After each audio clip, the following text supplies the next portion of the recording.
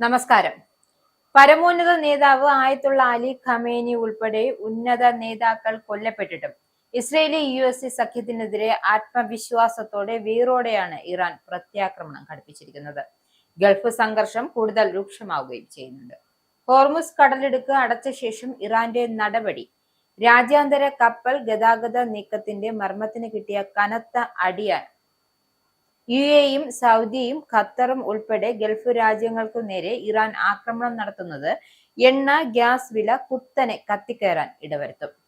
Crude oil വില 2 വർഷത്തെ ഉയരത്തിലേക്ക് കുതിച്ചു കയറുകയാണ്. ഇതോടെ US ഓഹരി വിപണി തകർന്നടിയുകയും ചെയ്തു.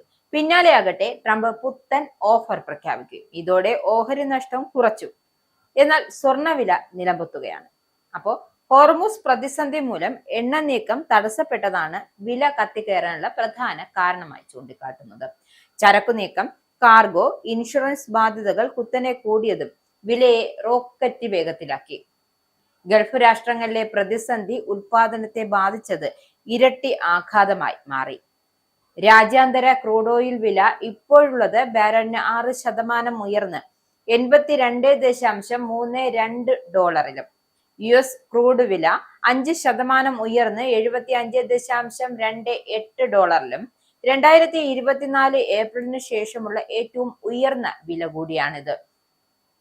ക്രൂഡ് ഓയിൽ വില കൂടുന്നതും വിട്ടുവീഴ്ചയ്ക്കില്ല എന്ന് വ്യക്തമാക്കി ഇറാൻ ഗൾഫ് മേഖലയിലെ അമേരിക്കൻ എംബസികൾ അടക്കം ഉന്നമിട്ട് ശക്തമായി തിരിച്ചടിക്കുന്നതും US ഇസ്രയേലി സഖ്യത്തിന്റെ കണക്കുകൂട്ടൽ തെറ്റിച്ചെന്ന വിലയിരുത്തൽ പരക്കെയുണ്ട്.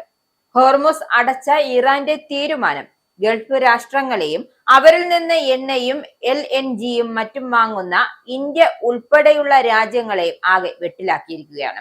വിമാന സർവീസുകൾ താറുമാറായതും വലിയ ആഘാതം സൃഷ്ടിച്ചിട്ടുണ്ട്.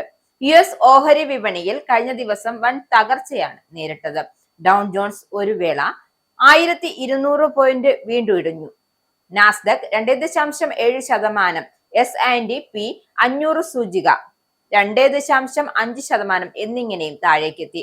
എന്നാൽ ഹോർമുസ് അടച്ചത് വലിയ പ്രശ്നമില്ല എന്ന് പറഞ്ഞ ട്രംപ് ഒരു ഓഫർ മുന്നോട്ട് വെച്ചത് ഓഹരികളെ നഷ്ടം കുറയ്ക്കാൻ സഹായിച്ചു എന്നാണ് പരക്കെയുള്ള വിലയിരുത്തൽ. ഹോർമുസ് അടച്ചത് ഒരു പ്രശ്നമല്ലെന്നും ലോകത്തിന് എണ്ണ ലഭിക്കുന്നുണ്ട് എന്ന് US ഉറപ്പാക്കുമെന്നായിരുന്നു.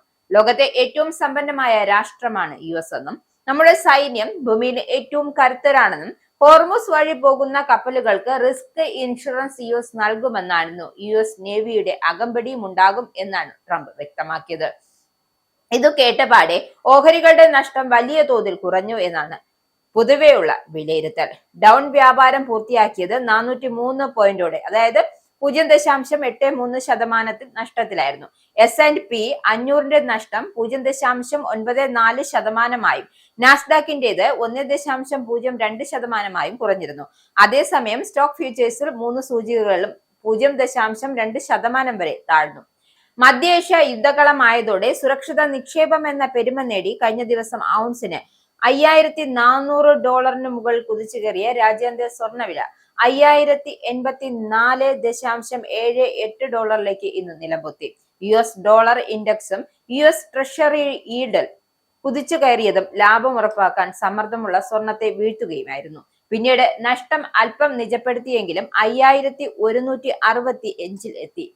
യുദ്ധം നീളുന്നത് വലിയൊരു തകർച്ചയിലേക്ക് പതിക്കാതെ സ്വർണത്തെ പിടിച്ചു നിർത്തിയേക്കും. അതേസമയം കേരളത്തിൽ സ്വർണ്ണവില വലിയ തോതിൽ ഇടിയുമെന്ന് ഉറപ്പായിട്ടുണ്ട്.